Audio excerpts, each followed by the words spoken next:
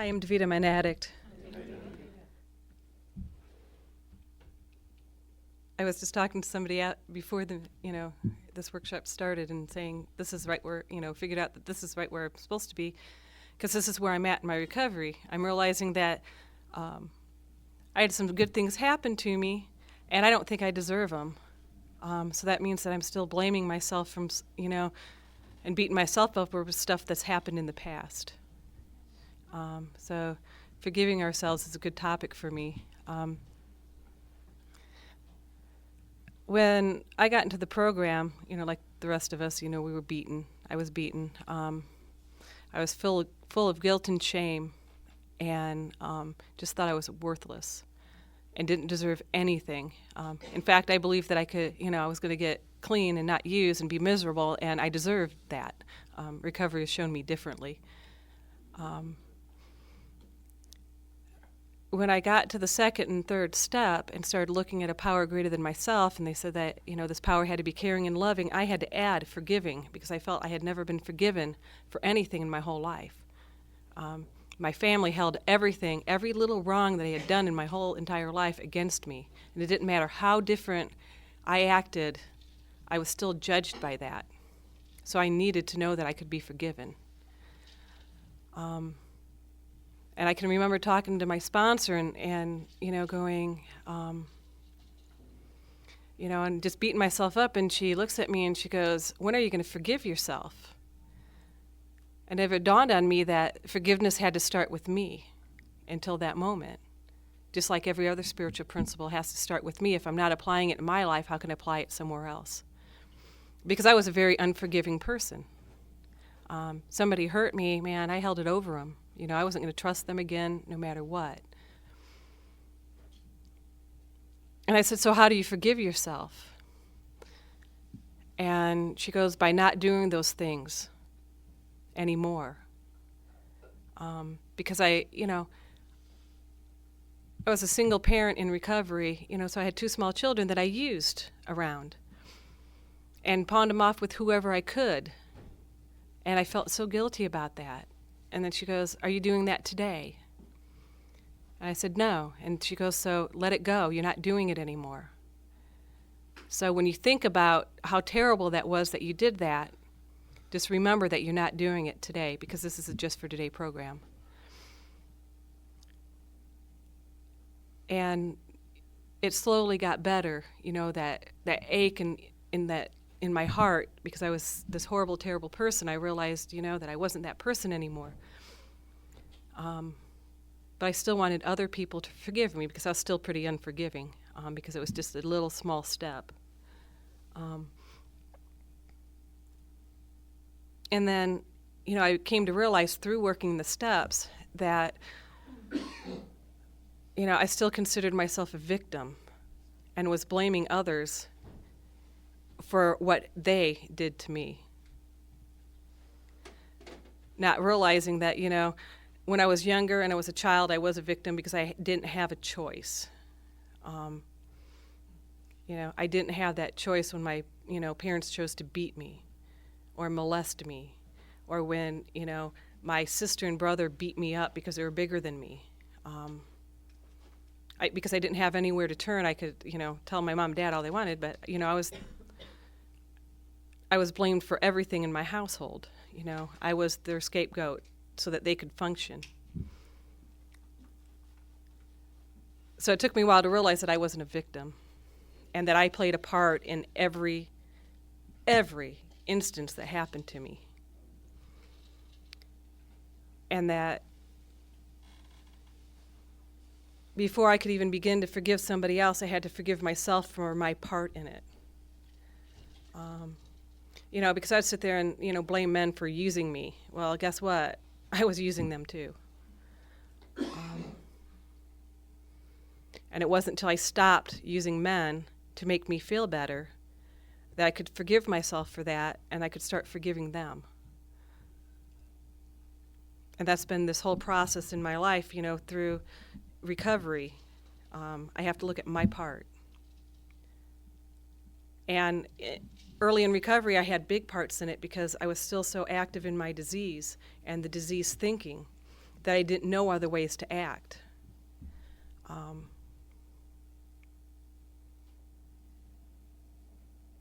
And that was really hard, and I had to reach out and say, how do I do things differently? Because a lot of times I had to forgive myself, too, for hurting myself, because that's what I was doing. My behaviors that I learned out there when I was in active addiction kept me alive, but they hurt everyone around me and myself. And one of the ways that I started to forgive myself was to work the steps and find out who I really am. That's still a process, and I love the process today. I hated it then because I hated looking at that I wasn't a victim anymore, because I enjoyed being that victim and blaming it on everybody else. And I could say, well, I didn't do anything, and then I didn't have to do anything different. It's like I said, in order to forgive myself for the stuff, I had to stop doing it. And I'm not perfect. And I had to forgive myself for not being perfect. I had to forgive myself for not being able to use drugs successfully and live, because that was part of my grieving process, to get that acceptance. Because I was, not by words, but by actions in my family, told that I had to be perfect. So I basically had to forgive myself for being human and tell myself it was okay that I'm not perfect. I've had so many instances in my recovery, like we all do, that we have situations that come up that cause us a lot of harm and pain. And I had to look at what was my part. And like I said, in the early beginnings, I had a big part in it. And it was a great relief that, I had a situation happen 4 years ago. And I could look at it and go, my part in it is that I didn't trust what my instincts were telling me. And I trusted somebody that I shouldn't have. And I hardened myself and no one else.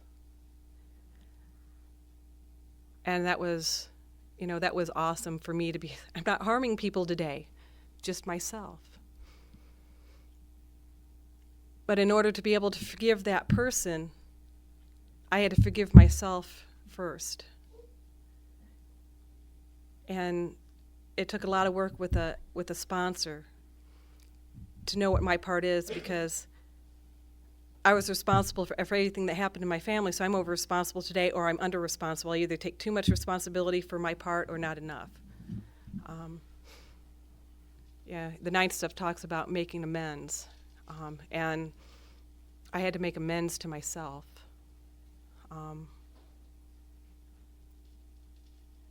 And do some things that were really uncomfortable, like confront this person, because there's action that goes with, every step. And I'll say I didn't have to berate him or anything else. I just had to tell him, this really hurt, and validate myself and say, I didn't deserve this. I'm still waiting for an apology, and that's what I have to understand, that sometimes, I'm not going to get one. And I might not ever, but when it's God's time for this person, they will. And I might not. Right before that situation happened, I was living at my house. I was helping my mom out, and things got really ugly. And I ended up being legally evicted from her house and sued by her. And this was a new situation for me, because I couldn't go to them because of their disease and their mental illness. They weren't thinking clearly. And I had a lot of hurt and bitterness towards them. So I had to learn how to forgive without being able to put any action into it concerning the other person. And I had to forgive myself for what I've done in the past to cause them to have that much bitterness in me, towards me. And it was really hard. It was a year-long process for me to sit and go, I just prayed, God, don't let me become too, bitter.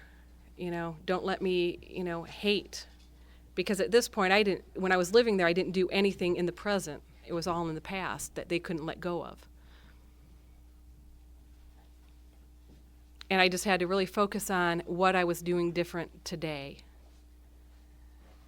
And talk about those tapes that went through my head that told me that I was worthless, that worthless piece of shit that we all think we are. That was real rampant. I couldn't understand why anybody wanted to be around me because I had internalized everything they had ever said about me and believed it. I walked around not knowing who I was. There was that war going on inside of me. They say the war is over. Well, the war was rampant at that point in time. And my sponsor just said, keep going to meetings, don't use, and work the steps. So I did it, and I prayed almost on a hourly basis for like 6 months because I wanted my family to love me so much, and I just didn't believe that would ever happen.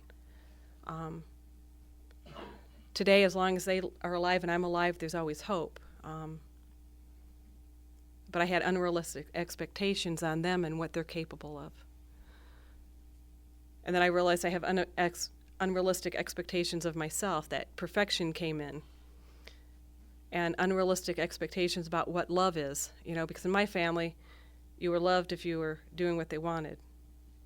And at this point in my recovery, I couldn't play those games anymore. I couldn't do those patterns anymore. Because you all told me that I was worth something today and that I didn't deserve to be abused. That I was a kind, loving, caring person. And my family just can't see that.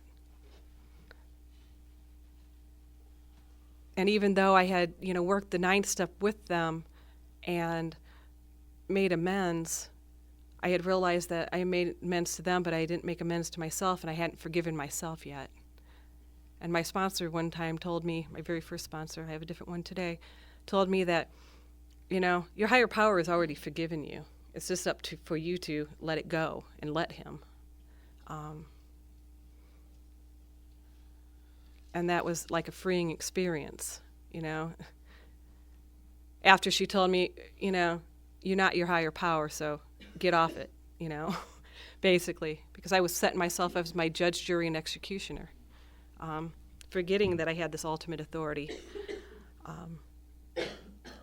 that loves me and cares about me and knows I'm not perfect. And through the steps gives me the tools to be able to make amends. Because I truly believe that what goes around comes around. And if I'm not a forgiving person, then how can I expect anybody else to forgive me? And in order to be able to forgive other people, I have to forgive myself. And to me, the steps are that process. Because while I'm still doing the same behavior, I'm not going to make amends to anybody. I might be regretful that I'm still doing it, but if I'm still doing it, I'm not, if I lie to somebody and I go, and I go up to them and say I'm sorry, and then the next day I lie again, that's active, my active addiction. Because that's what I did when I was using. I kept saying I'm sorry. So I had to apply that same thing to me, that, if I'm going to make amends to myself and say, I'm sorry that, I'm doing this to myself, then the behavior had to change. Because when I got here and I was so full of dishonesty, and it was hurting me so bad, and the behavior started to change where I could be honest. I mean, I couldn't be honest to save my life. I was making spaghetti one time and put too much garlic salt in it, and you could really tell. And when somebody asked me, did you put too much garlic salt in? No, not me. I'm the only one cooking. That was the depths of my dishonesty. I would, even though I knew you knew the truth, I couldn't tell you the truth. And when I started being honest, then I could forgive myself, because that really bothered me. That little lie bothered me. And today it can still kick up when those tapes are running through my head. But I can say, wait a minute, I'm not that person today, and I'm not that dishonest today. Because I don't believe I'm ever 100% honest, because I don't always know what's going on in my head and what's going on in my life. That's why I'm here. I just know that there came a point where I could not live with the guilt and shame that I had in my life, and I had to do something different. And I had to really rely on that higher power and believe and have faith that that higher power had forgiven me. And I prayed that that he would show me his love. And it was only when I could forgive myself and see it, because my unforgiveness was getting in the way of my higher power. Because if I think I'm worthless and I think I'm terrible, then that's how I act. If I think I'm, honest, open-minded, and willing, and a loving, caring person, then that's how I act. Yeah. So this weekend for me has been about forgiving myself, and I'm not quite sure what I'm forgiving myself for yet, but I just know that I need to, because I have everybody else, and sometimes I have to look to you guys to see what's going on and see if what's going on in my life is real, and tell me that you deserve this. And then I have to look at why don't I see it? Yeah.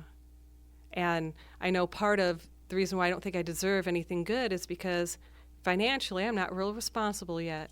I pay my bills, and I've been in the same place for, 4 years, and I've held the same job. But, if I want something, I'll go out and get it, And because of that, things have been late, and so I want to beat myself up for that. And through this weekend, I've been, forgiving myself because I was never taught. And I called up credit counseling to help me, learn how to do a budget. Because that's the footwork in order for me to be able to forgive myself, going, okay, I don't know how to do this. I don't know how to live differently, so I need to find, a power greater than myself that can restore me to sanity, and that's the credit counseling place that can, teach me how to budget my money. What they can't do is make me follow it, and that's where the steps kick in for me. That third step, to be, to rely on that higher power to do for me what I can't do for myself, and remove that desire to want to use these old behaviors that keep me sick. I look back, I just celebrated 14 years clean in February, and I want to sit here and say I should be farther along than what I am.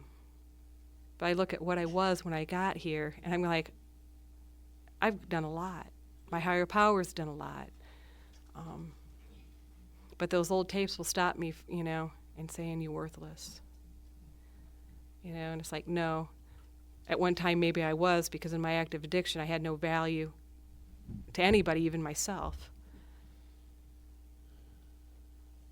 And today I can say I have value, And I know that because I can see it in you. And I know that I have the capability of being able to forgive myself because I can forgive. It starts with me, but sometimes I have to see me applying it to others to know that I have it. Because those old tapes, that I'm worthless. That I can't do this recovery thing, that I'm not doing it the way it's supposed to be done. And I have a sponsor today that teaches me about God's love and forgiveness. And everybody has a different concept of higher power. And I hope that yours is, forgiving, because I needed that so much when I got here, because I was beat up by religion. I thought I was going to hell. Didn't matter what I did, so I just, set off on this self-destructive way because I was going to, made a path like a tornado through people, places, and things. And even today, after 14 years, I'm still paying the consequences of those actions. And just for today, that's okay, because I know there's this process that through it, I'll be able to forgive myself. And to me, understanding and acceptance are places I have to get before I can forgive myself. I used to, go, God, I was so sick. And my sponsors taught me to say, you use those behaviors to live, to survive. You didn't know anything different. And when I can get rid of the shame and the guilt and have that understanding and acceptance, then I can forgive that person I was. But it's only been through the steps and through a higher power and through, the people in the program, mainly the women, because women know what women go through. And we have that empathy that can't come from the men. Doesn't mean that I haven't learned from the men, because I have. But my recovery has basically come from women, that have held me while I cried and said, I don't understand, and, why is this happening? And tell me I'm not that terrible, horrible person. And, I need that to get that to that place of forgiveness. And I believe when I'm in that place of forgiveness that I'm in the arms of my higher power. And I'm feeling his love through you guys. Because I can't forgive without you guys, because this is a we program. Me by myself is in really bad company. Be by myself will lead me back out. Because I tried quitting before I got to Narcotics Anonymous. It didn't work. A bunch of us tried quitting before I got to Narcotics Anonymous. And it didn't work. Yeah. The difference is that higher power. Yeah. Speaker talked about God's grace, and I believe that forgiveness is part of God's grace for me.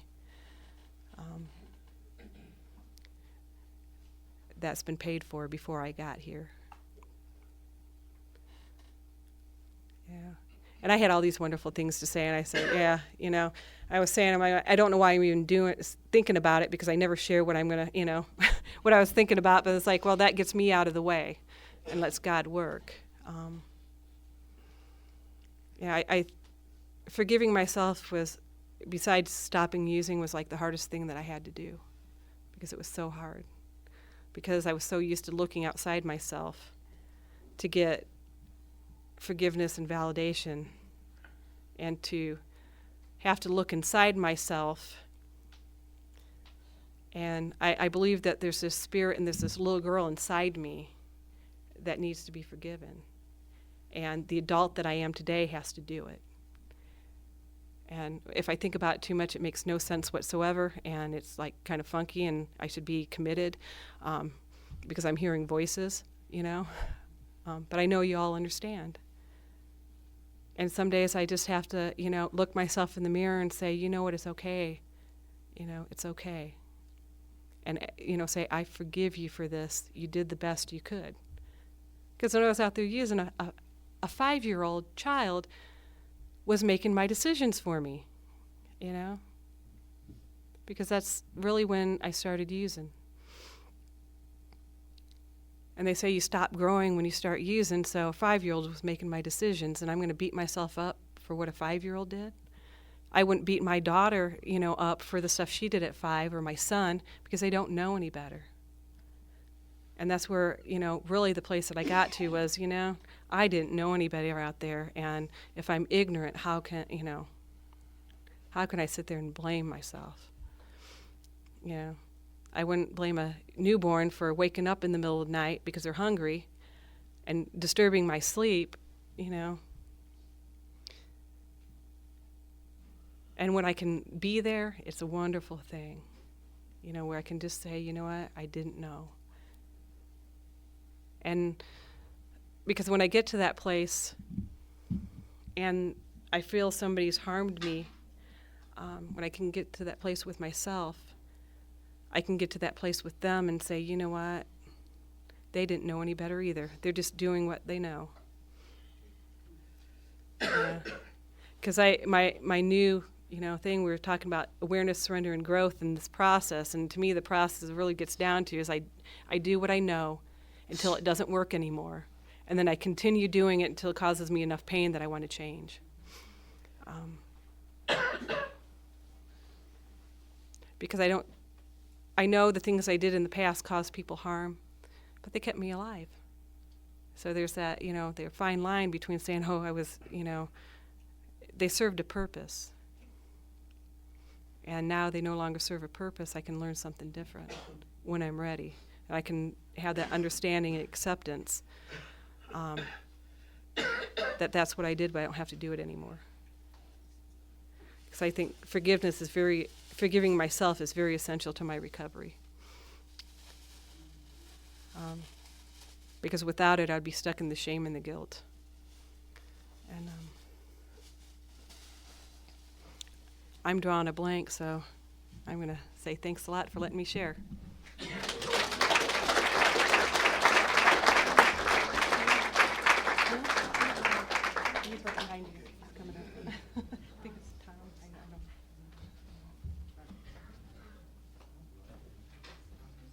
Hi, everybody. This is Tom.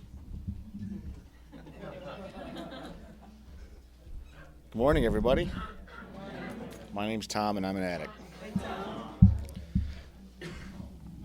When I first was, approached, and actually I kind of did some approaching too about speaking in a workshop, the topic came up, forgiving ourselves. Something just kind of hit me, I just not like I thought about it a lot. It just felt right, and that was 2 days ago. So during the 2 days, I'm thinking, man, I don't know. I haven't really spent a lot of time focusing on or looking at ways maybe that I've forgiven myself, as the time rolled on in the last couple of days, it really occurred to me that it's really kind of it's a result, Forgiving ourselves, I think, comes as a result of steps and maturing in the program, that journey of self-discovery that we heard a little bit about last night, that understanding who we are, what makes us tick. Because when I first got here, I didn't know who I was. I had an illusion of who I thought I was.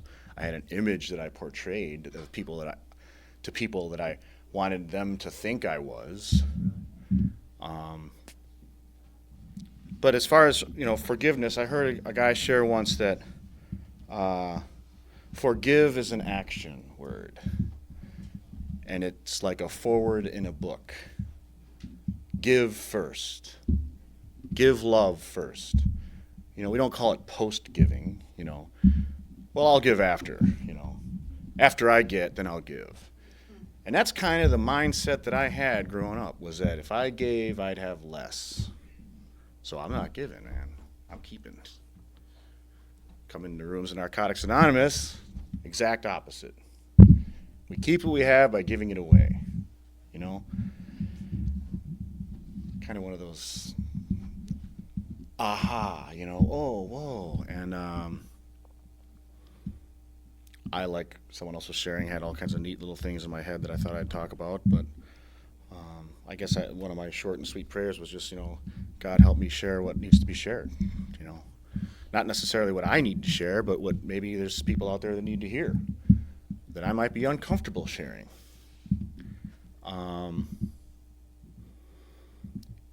Forgiving myself for things that I did in active addiction, I've found over the years, has been far easier than forgiving myself some of the things that I did in recovery. Because when I was using, I had the excuse, man. Well, I was fucking using, man. Not responsible for my disease. It's like a license, It's not true, It was painful, believe me, and someone spoke of that last night. Imagine the worst or most degrading image in your mind, and then picture that, and then imagine the hopes and dreams that I have, or you have. Well, there's a gap in there, and that's a painful gap, because I don't know about you, I have images in my mind of things that may have happened 20 years ago, and as clear as like it happened yesterday. And then, the step work that I've done, actually we've done collectively, because I don't do this thing alone, helps me to close that gap. It helps me to narrow that gap. It helps me to heal. And again, when I'm admitting that I was powerless What's it say? We admitted we were powerless over our addiction. That means not just my addiction, but yours and yours and yours. And it took me a while before I even really knew what that meant, you know? It took falling in love with another addict, watching her relapse, to realize I'm powerless over her addiction. And all the consequences that come with it.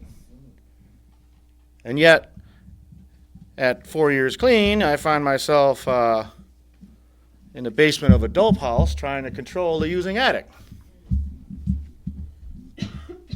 And,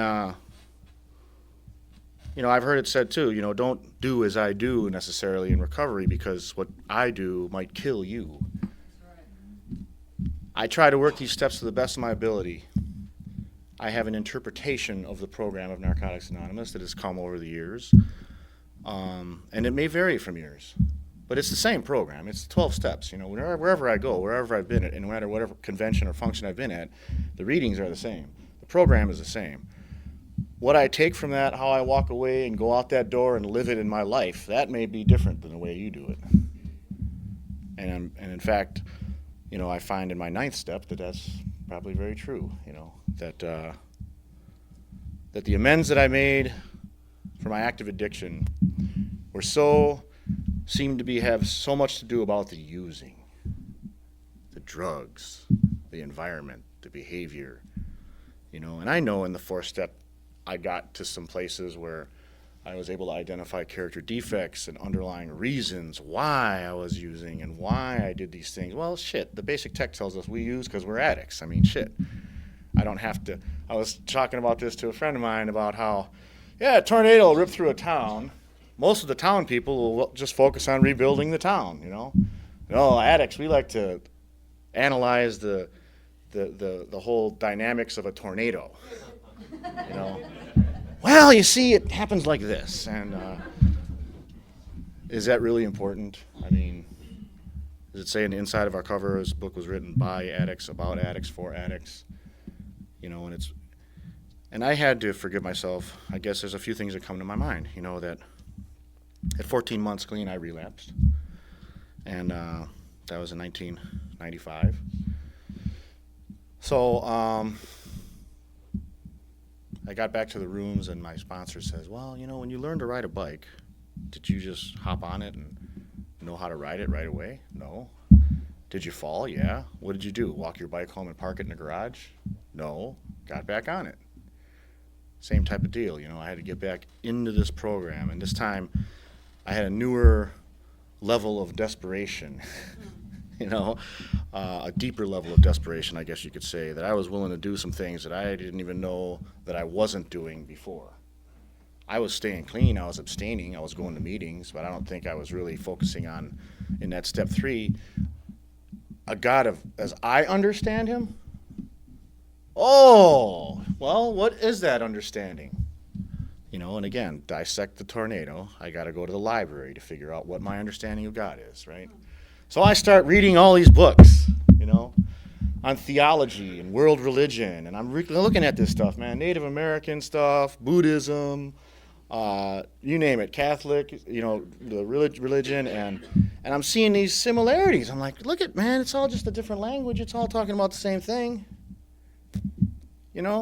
This power greater than ourselves, this creator, this universal, all-knowing, all-powerful presence, and so I was able to really, I guess, grasp that and say, this is really kind of cool, because when I came here, I had a concept of my own, not really of my own, a concept that was taught to me that I knew I didn't really agree with. And I always thought there was something wrong with me, 1996, I went to a weekend retreat, and it was all men.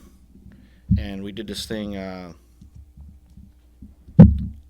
called Guts, right?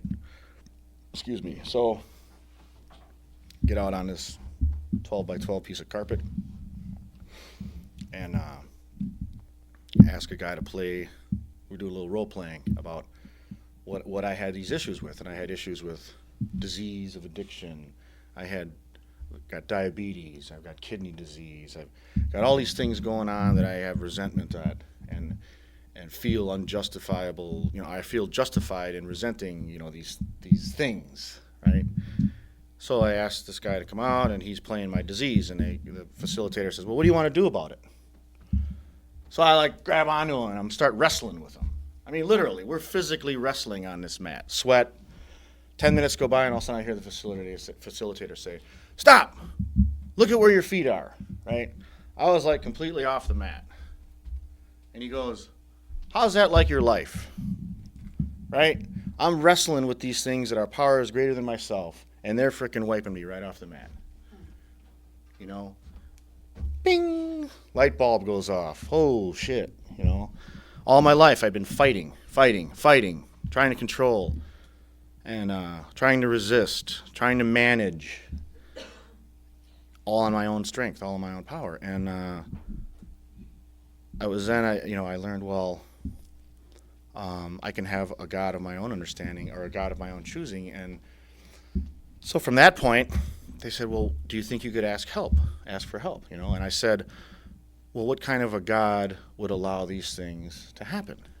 These horrible things that can happen when we're using, even before we may have started using as children growing up. And the answer was, your kind of God, right? Because that was the God I chose to believe in, a punishing God, the one that was keeping score, the one that knew all the horrible things I did, and there's no way that could be forgiven,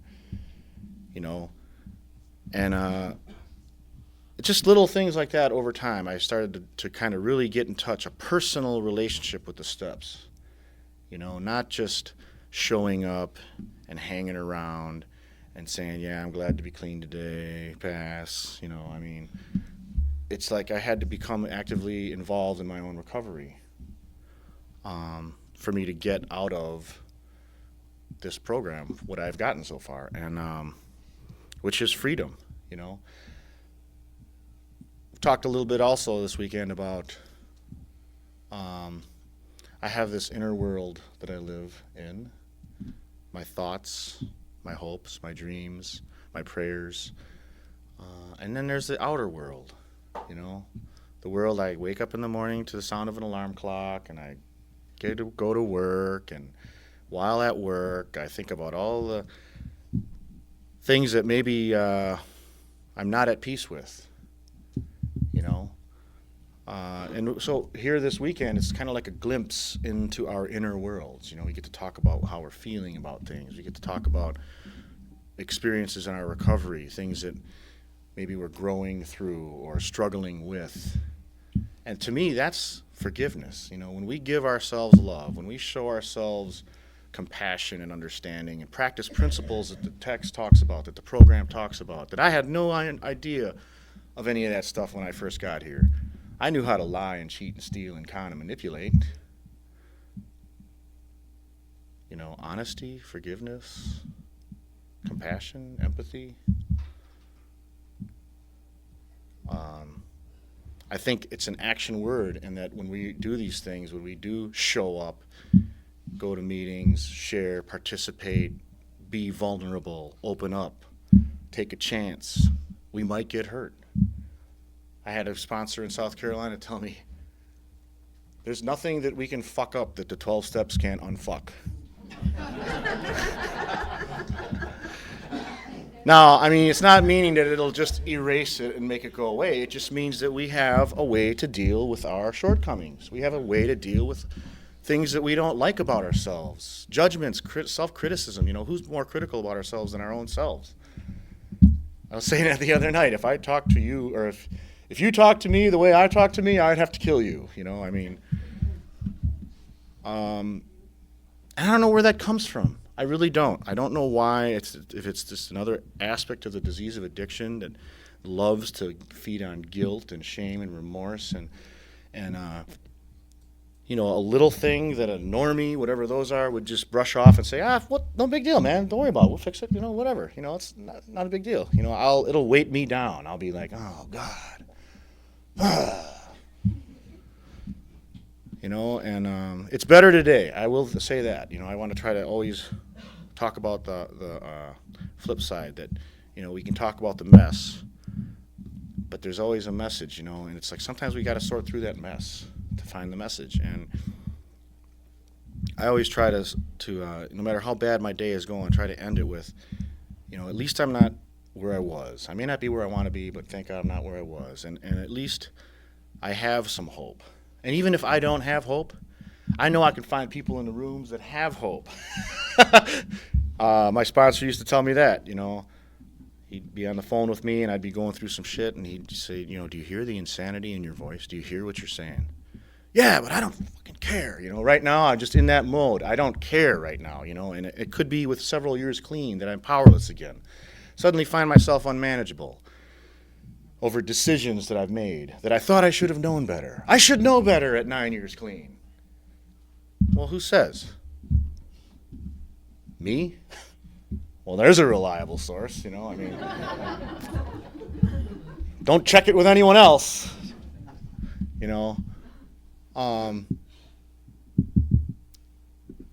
It just, it blows my mind sometimes that how simple these things are, but yet how difficult difficult of a time I can have with it. And it's not easy, I think we're just sensitive. I think addicts in general, we're kind of very sensitive. We're creative people. We have maybe a high level of we're emotional people, man. We're just like anyone else. And I think sometimes we get caught up in that idea that, because we're addicts, there's something wrong with us. And there isn't.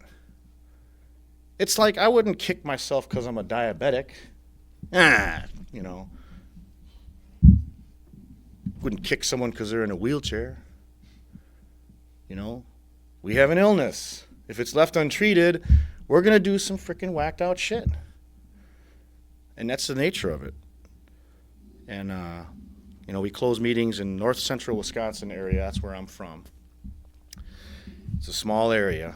We're going through some tough times right now. We've got lack of membership, lack of participation. I'm trying to do the best I can. I'm trying to hang on. I'm trying to be a part of that service structure. And I don't know, my thoughts are kind of wandering right now, but I'm kind of bopping all over the place. If you get back to forgiveness, I think it's an action. I think it's a result of the step work that we do here. We find maybe that I found myself forgiving my father for doing things that I hated him for, and I think that's very important, to get to that point, because I carried a lot of anger, a lot of hatred, and maybe I didn't act it out directly, but it was more like covert. It would be like I could be angry about something at you, and I'd do something to hurt me,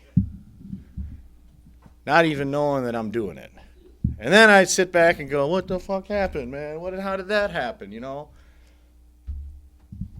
And that's where step work, for me, it has helped, but by no means am I healed completely or cured or totally content with my life, because most of the time I'm not, It's that inner world and outer world stuff again, that I don't think I make enough money, that I don't think I'm in the right job. I don't, and all these things that I have power to change, and I'm trying to do these things. I'm going to school right now. I'm trying to get my degree. And so I'm doing the things, the footwork to change those circumstances that I don't like. But in the end, I realize, what does it really matter? I mean, what's this all really about? Is it that I don't think I measure up? A lot of times it is.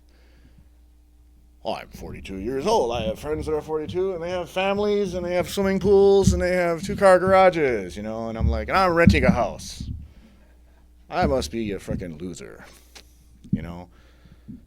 And I don't outwardly say that, but sometimes that's just, I'll sit at home and I'll lay on the couch and I'll be going like this, channel surfing, going, is this all there is to life, No, there's more to life. And I think what it is, I get a taste of recovery in these rooms, and I want it to be like this all the time. I want it to be, great all the time. Because that's the way it was when I used. I wanted to be high all the time, you know. I just didn't want to have no lows, no feeling down. Always up, man, always upbeat. And so forgiveness, yeah, I can say the words. I can say, oh, I've forgiven myself for these things, forgiven myself for those things. But one last thing before I close is that sometimes forgiving ourselves, I think just like being powerless over our addiction, forgiving ourselves means we forgive others. Not just me, you know.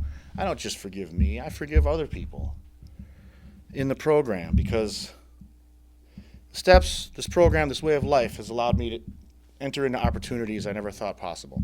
And in those new opportunities, I make mistakes, you know, because I'm on uncharted territory.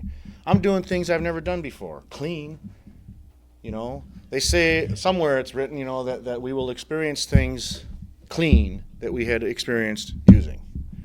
I can go places. I don't have to move down the street from the liquor store because I'm afraid of a liquor store sign. Maybe 30 days, 60 days, 90 days in that ballpark. I may need to be watchful of that.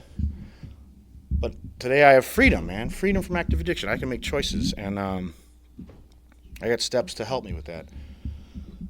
It took me 4 years to realize what vigilance meant. It says it in our 12 traditions in our readings. Every meeting I've gone to since 1994, I've been hearing this word, vigilance.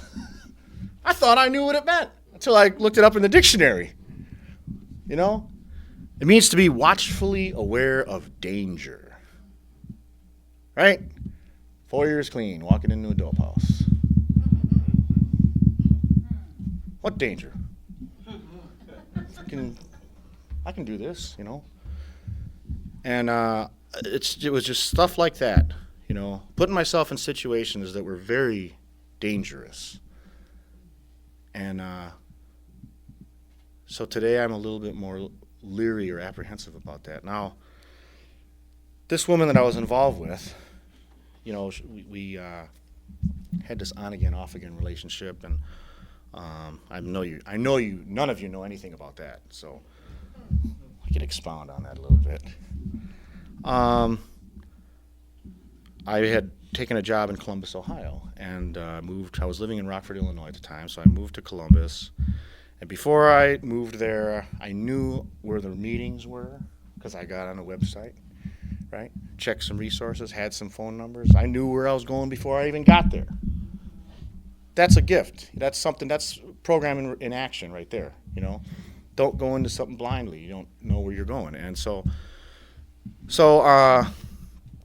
I'm going to meetings. I'm getting established, and things are moving along. And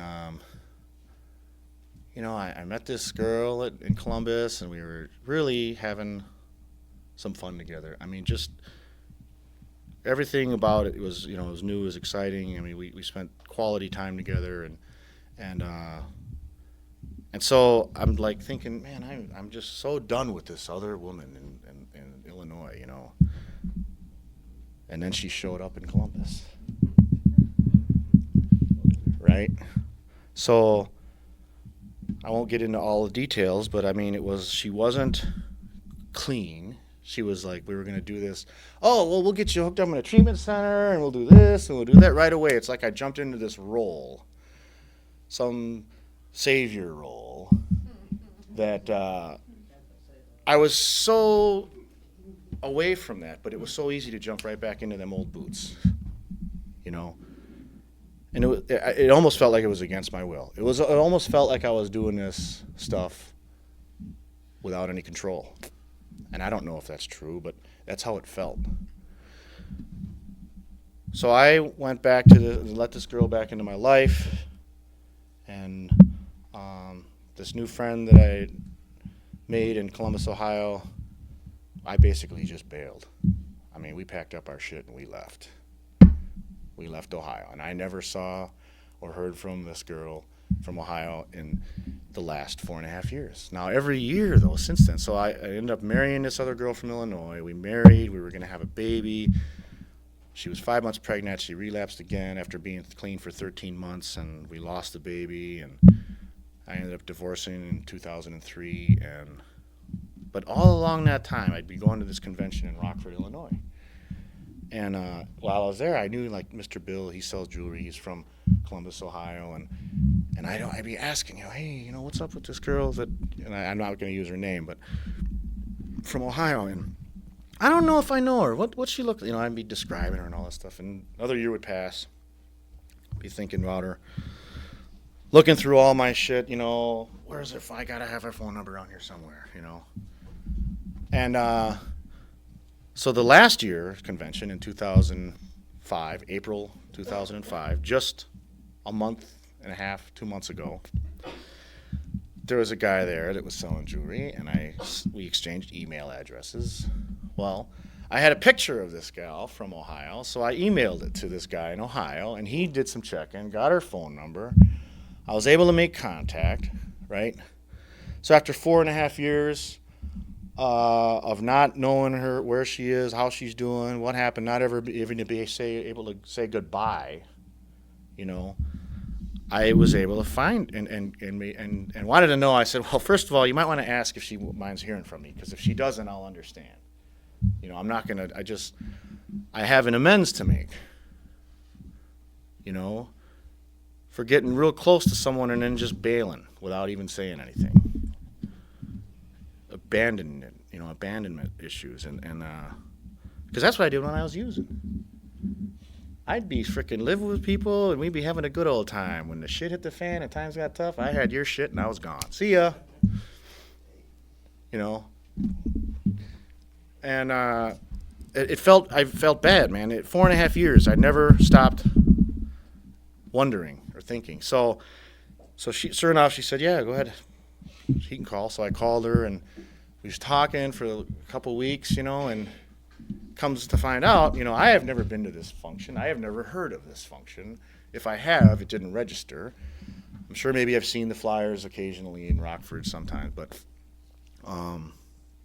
she's like, well, yeah, there's this thing going on in Indiana, man. Maybe we can meet down there, right? Because I wanted to make face-to-face amends. I didn't want to do it over the phone or anything like that. And so sure enough, here we are 2 weeks later, and I'm able to see this girl for the first time in 4.5 years, and things have gone kind of full circle, and with it a lot of different emotions. But that's kind of like forgiveness, She had told me, man, she didn't harbor any resentments toward me. She didn't feel that, she said, and of course as an addict, I like to make it into this big major production, motion picture production, drama. I never occurred to me that she'd say, well, I was over that, man, 4.5 years ago. No, whatever.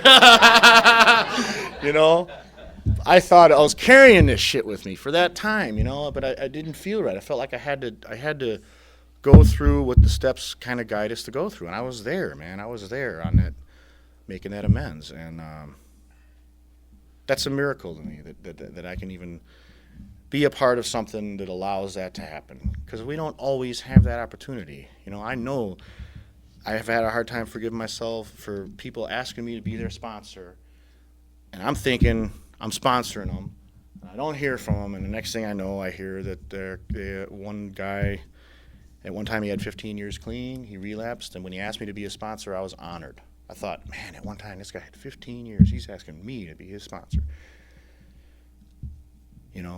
We forgive people for relapsing. We have a disease, man. What's the alternative? Be critical and judgmental of something we might do? So I didn't hear from him after a while, and he ended up killing himself after he killed his wife. Murder-suicide. That's something that touched me. I never experienced anything like that. Now, it's not like we had a daily contact, intimate sponsee relationship, but he asked me to be a sponsor, man, and I felt like I maybe should have done something. Like I could stop that. He moved away, she became a bartender, and I don't know what happened, but you can probably make up the rest. Danger, I got no business being a bartender if I'm in a 12-step program. If I'm really committed. One last thing, the guys told me early on in recovery, total commitment, rigorous honesty, and complete abstinence. 3 components, man. spiritual, mental, and emotional program. You know, we got to have those things in our recovery, because that's what it is. That's how it affected my life, and the disease affected my life. It affected me spiritually, emotionally, and physically. And so if you're new, you know, even if you're not new, shit, I don't care if you're an old timer. Forgiveness, you know, it's a process. I believe that it's something we do a day at a time, imperfectly, but we try to do it the best we can. And I wish I could walk around in complete bliss all the time and feeling happy and joyous and free, but the reality is, you know, I don't know what it is. I'm hitting a funk, man. I'm at 9.5 years, and I often have shared about, man, the first 2 years were like so exciting, you know, and then the second 2 were just total freaking chaos, and then the middle 5 were like, I don't know, just, you know, grieving and loss and change. And now it's like, I just don't know. I don't know, you know. I just stay clean a day at a time. It's like back to the basics, you know. Back to the basics. Just don't use, show up, call your sponsor, read the text, you know. And I guess, you know, life is kind of simple, but you know, the little things in life, man. I have a 6-year-old German Shepherd, and his name's Buddy, and he's like the light of my life, man. He's just the object of my affection, you know. I just spoil him rotten, and I love him to death, and I've always had a connection with animals, and I'm a dog guy to the bone, and it's like I'm just like, no pun intended, but just I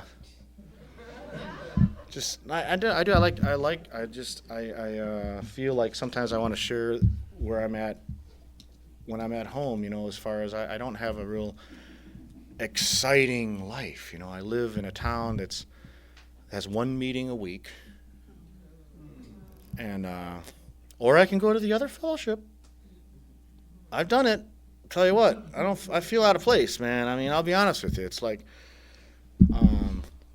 or I can do what we're doing now. See, that's the other thing about forgiveness. We don't have to just lay down and say, oh shit, you know, all right, well, I forgive you, whatever, and then be a doormat or whatever. We can create change, right? So I'm a part of something now. We're going to try to create a better service structure, so that through this attraction, because right now I think we're not attracting members because we have a real weak service structure, and it's just crap going on. And I'm sure if you've been around long enough, you've probably seen it in your own areas, you know. I go through, what's happening in the 7th tradition, man? That guy's buying cigarettes and coffee after the meeting with our freaking 7th tradition. I'm not giving anymore. Fuck that. Right? Then I come back the next day and I say, I got no business taking inventory where that 7th tradition goes. I don't care. Here, I'll put it in the basket. Then next week comes by, fuck that, I'm not giving again, you know. And it's like, so you know what we need to do? We need to come up with some damn group policies and procedures. We need to get a secretary, a GSR, and a treasurer, and we need to freaking take some action instead of just saying, oh, this is the way it is, it'll never change, this is bullshit, blah. You know, and so that's what we're going to do. Because we started by saying, you know what, let's just form our own meeting outside the area. We don't need area. Fuck them. We can just be a group. Serious, man. You don't need, I mean, hey, you got to do what you got to do. Groups are totally autonomous, man. We don't need to, area is supposed to be there to help the group. Yeah. If the group's suffering, what business? We got 6 people at a group on Thursday night. Why are we so concerned with area functions? You know, I mean, we don't have the money. We don't have the funds. Let's focus on the groups first. Help the still suffering addict, get some membership, get some involvement, then we can maybe look at various things, you know? Anyway, that's it. I'm just, I'm glad to be here. Thanks. I'm glad. Thanks.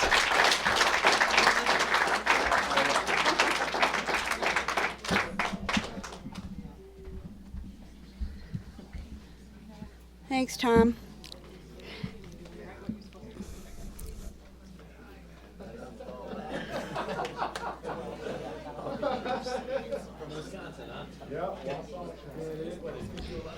Before we open the floor for sharing, I need to remind everyone that you are being taped. If you wish not to be taped, please let me know so that the tape can be turned off.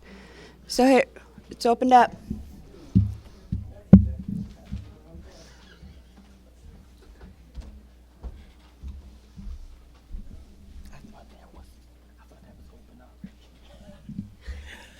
I'm April W. from Detroit. Hey, real grateful. I'm real grateful for the choice that I have today, and that is that I choose not to use. And I think we all should give ourselves a hand.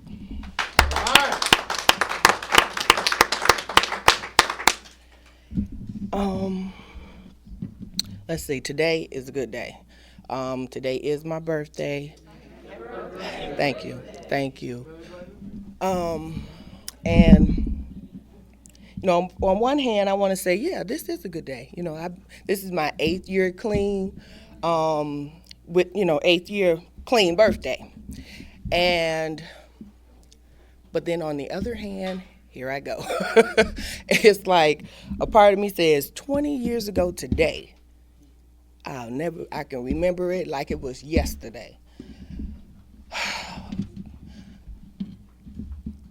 I think when it all began. Now, to some degree, I do believe that there were some things that led up to, of course, there were some things that led up to me picking up, because anybody that, to me, that loves themselves dearly would never have picked up from jump, So I do understand that there were some things going on that led me up to using, but I'll never forget, like 20 years ago today, I can remember them calling me a crackhead in my neighborhood, and I still stay in the neighborhood that I grew up in.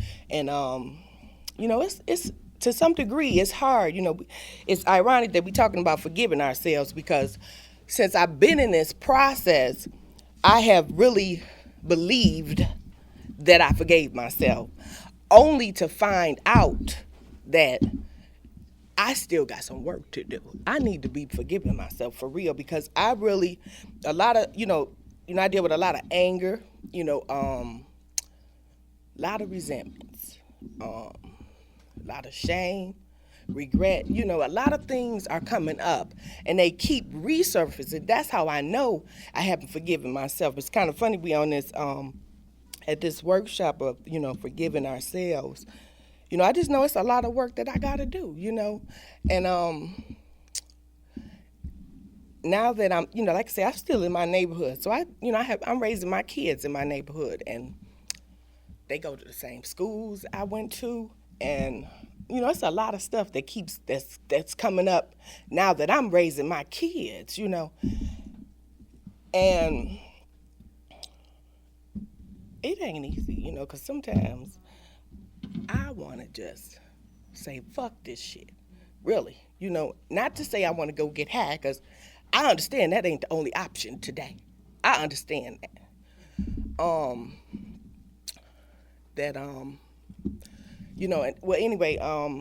Just dealing with a lot of stuff, and sometimes, boy, I tell you, when I first came in this program, some of the cliches, just keep it simple, stay in the moment, I just heard them say getting back to some of the basic stuff, because baby, I can be on 9 Mile and Gratiot in my neighborhood. I'm right over here off of 6 Mile, and somewhere up in my head, though, on another side of town, and just trying to stay in the moment, and stop, overreacting, I heard it shared that sometimes we can, I don't want to word it, I don't know, I just lost my train of thought with what I wanted to say.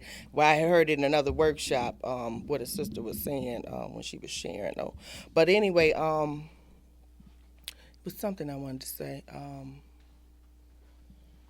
But anyway, just going through it, y'all, I'm just going through a lot of feelings. I said I wasn't going to share. I said this week was not about to be consistent of me sharing about the shit I'm going through, because I ain't there. I ain't, you know what I'm saying? I'm here, and I don't want to deal with none of that stuff, but we going to sit in these rooms and feel some stuff and want to say some things, and identify with some people. And I did. I sat there. But I remember when I first came in here, I was like, I really don't want to be here. I would rather be at the water somewhere. You know what I'm saying? But I sat long enough to be able to have, and that's part of recovery, because it takes some willingness to get up here and some courage, because I don't know about nobody else, but I ain't speaking cat. I don't want to speak. They just asked me to speak in Lansing, June 18th. And what is the topic? I'm about to tell y'all what the topic was, and I was totally offended. I was totally offended. Why are you afraid to get better? We. It just stepped on all my little toes. I was like, okay. They're talking about me. Now I'm taking it personal. Like some people I know up there have told some people some stuff. Just getting real paranoid and stuff. And like my sponsor said, she was like, "Oh, that should be a real good topic. Anybody can share over that one. And especially she identified immediately, with the topic, and she was like, April, that's a real good. Should be able to run with that one, And I almost took that personal too with what she was saying. I was like, okay, I see what this is about, But that was a really good question. Why am I afraid to get better? I always have suffered with thinking that I don't know if it has something to do with hearing it all the time. You ain't never gonna be nothing.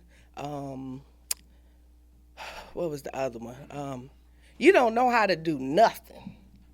And I still think with simple stuff like sharing, well, you don't know how to share. I tell myself this, just like he said, critic, of my own, anybody else say some shit like that, I'd be ready to beat their ass. But me, I'm, I can beat the shit out of me, and it's ridiculous, so, but, and I often think that, well, even with that 4-step, I have started many of those. My very first one, I can remember, all I wrote down was all this bad stuff that I did. I was hurry up and got it down. All the messed up stuff that I ever done. Never nothing good, out of something. And it was some good out of it, but that's all I focused on, the negative part. Like a little negatron or something. But, and that's why, it's important, too, that we, not focus so much on the negativity, because just like I said, today is a good day, it's my birthday, but then on the other hand, just thinking about, the negative part, which for the most part, I just want to be good to myself and stop being so hard on myself, because it's not healthy. It is really not healthy. And you hear a lot about people killing themselves and stuff like that. I don't want to ever get to that point, where I back myself up in a corner that I, can't come out of.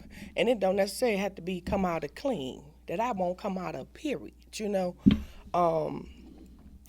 I just started writing last night, and, I just have made a decision that I want to get to know who I am for real. Because we can come around here and get involved, travel, and do service work and sponsor people and be fucked up. Still be fucked up. You know what I'm saying? And I'm not claiming that, I've had some really good days. I've had some good times in this process. I believe that I wouldn't be here no damn 8 years if I didn't. It wouldn't have been worth it to me. But I've been experiencing more of the anger, and it keeps coming up. So that tells me a lot, that it keeps coming up at different times. It's like, okay, you got to do some digging before my ass is gone up out of here, because I just recently committed myself to going back to meetings regularly and, trying to be, I am beginning to be more, what's that called, with the sponsorship, going to step study more, and even though I'm rebellious in there, I'm trying to figure out why are we doing it like this? Can we do it like that? I'm doing all that stuff, but they just tell me, keep coming, April, So I'm really trying, just to continue doing the things, especially when I first came around, that, just keep doing the things that, and plus too, not being so afraid, because I tried to touch on that fear last night when I was writing about that fear. Because, see, I can remember with the little stuff, like, I used to be a fighter. It's been 8 years, too. I ain't had a fight in 8 years. Now, I done had verbal arguments, but I'm talking about a fight, bucking. I ain't had in 8 years, okay? Now, that's some damn recovery for me. Now, but I've noticed, though, when I was a fighter, that really I fought out of fear. I was afraid, really. It had nothing to do with that I was this motherfucker that you didn't want to really fuck with. I was really afraid, though, of people. You know what I'm saying? That's why I reacted in that way. So I'm trying to, like, really associate that with the fear that I have to want to get to know me, really want to get to know me and find out, what's going on inside me that makes me so angry. You know what I'm saying? It makes me kind of like not really like myself a lot, sometimes. So, I'm like really tired. I'm like, I hate being afraid now. It's like I'm just going to step out on faith and have some courage and pray for some courage, to do some things that I don't, they say this program is doing the things we don't like doing, and I'm just going to do this because I'm about tired, of self. You know what I'm saying? And I need to be saying that me too, I've forgiven myself, but up here, I'm feeling like I'm beating up on myself. This is we talk about forgiving ourselves. So one day at a time, I'm just going to, I used to hate when people tell me, just keep coming. I was like, keep coming and go crazy, huh?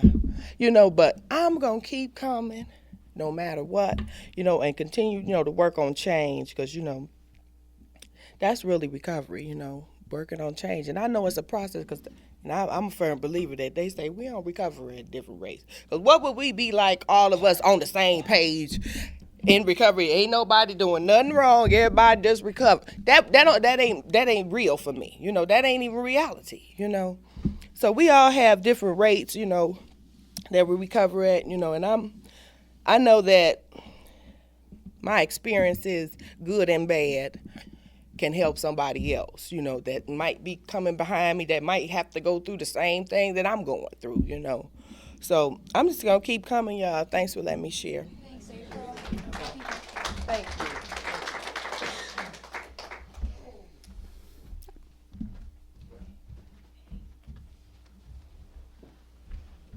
Hi, I'm Bonnie, and I'm an addict.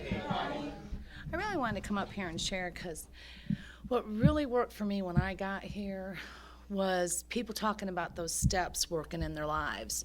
And I heard both our speakers share on those steps working in their lives and how they came to that place of forgiving themselves through working those steps.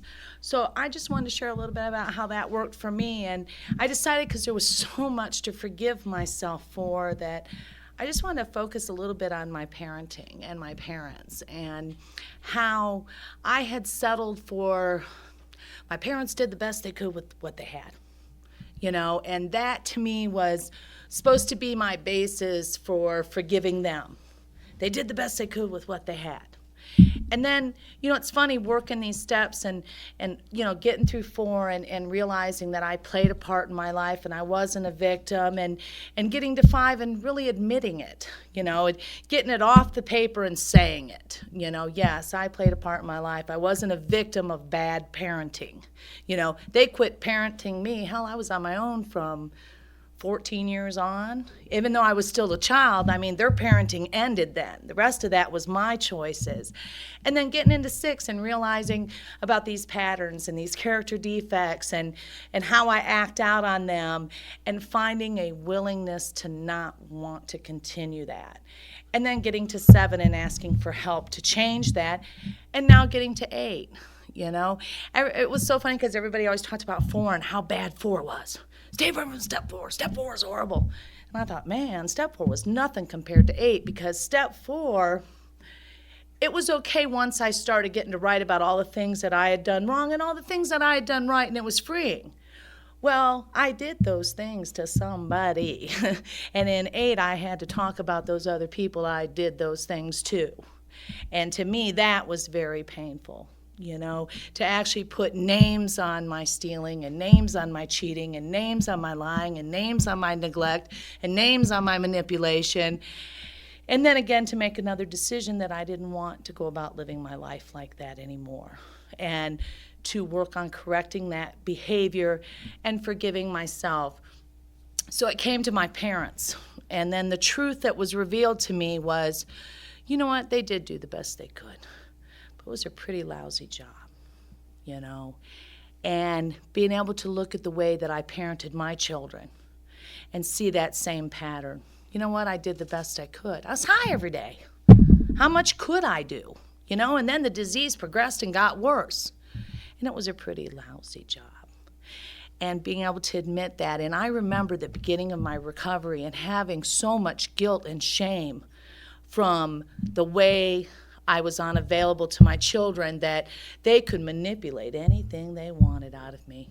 I could justify and rationalize whatever behavior as my fault for doing that lousy job. And I think it wasn't until I got to 8 and 9 and was able to admit it and to say, you know what, I'm not living like that anymore, and I do forgive myself. So today, when they put something in my face, trying to manipulate me still, because they are children and that's what they do, that I can say, you know what, I'm sorry. I'm sorry that I did a lousy job. I'm sorry that for many years my dope was more important than you were. But you know what? We don't live like that today, and no, you cannot go with that friend and stay out till midnight, And I remember the first time my son snuck out of the house. It was a little celebration going on in here. Because you know what? 6 months before that, he could walk right out the front door anytime he wanted to, day or night, at 14 years old. So when he put that dresser up against the door, and then he put the blankets underneath the bedding to look like he was there and crawled out the window, I knew change was happening in my life, and it was a good change. So what we did? We locked the front door, so he had to knock to get back in, and he had consequences. But, it's really, really cool today that I learned how to forgive, to admit it, to just admit it. And, all I ever really wanted from my parents was for them to say they were sorry. And I ain't holding my breath. But you know what? I no longer am going to let that they did the best they could manipulate me into some kind of action. You know what? Whatever I do for my parents is because that's who I am and what I'm going to do. It's no longer going to be about because they're my parents. I'm supposed to do this. And I went and visited my dad last summer, and there were 10 kids in my family, and my mom and dad. My mom, she just got tired of it or whatever and left. And I know all my older brothers blame my dad. He should have made her stay, blah, blah, blah. But my dad held on to us for 2 years. And then Mom had enough money and took us 6 younger kids, and we came up north or whatever. But my dad never called, and he never wrote. And he ended up meeting another woman, and he got married. He was married to this woman for 25 years before she died, and he had a great life with this other woman and her kids, and never wrote us. And, I saw him last summer, and I'm thinking, here I am supposed to love and respect and admire this man because he's my dad. And in talking and hearing him say, well, it was just too hard. I couldn't call and I couldn't write because it was just too hard. And I thought, you son of a bitch, yes, it is hard. And I just really hated him. But again, the steps teach me to look at myself. Who the hell am I to judge someone else for acting indifferent because they didn't want to feel some pain? I've never done that.